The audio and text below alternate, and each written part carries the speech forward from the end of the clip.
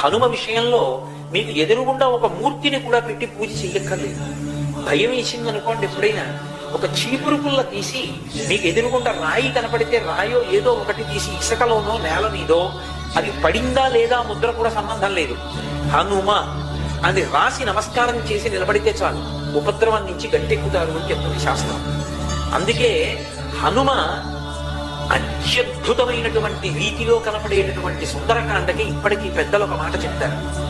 ఏదైనా జీవితంలో జటిలమైన సమస్య వచ్చినప్పుడు దాన్ని ఎలా పరిష్కరించుకోవాలో అర్థం కాకపోతే సుందరకాండ పుస్తకం తీసుకొచ్చి అక్కడ పెట్టి రామచంద్రమూర్తికి, సీతమ్మకి, హనుమకి నమస్కారం చేసి ఒక కొత్త చీపురు పుల్లని తెచ్చి కళ్ళు మూసుకొని సుందరకాండలోకి గుచ్చితే ఏ కాగితం దగ్గరికి చీపురు పుల్ల గుచ్చుకుంటుందో అక్కడ సుందరకాండ విప్పి చూస్తే మీ సమస్యకి పరిష్కారం రామాయణ కథాంతర్గతంగా కలుగుతుంది.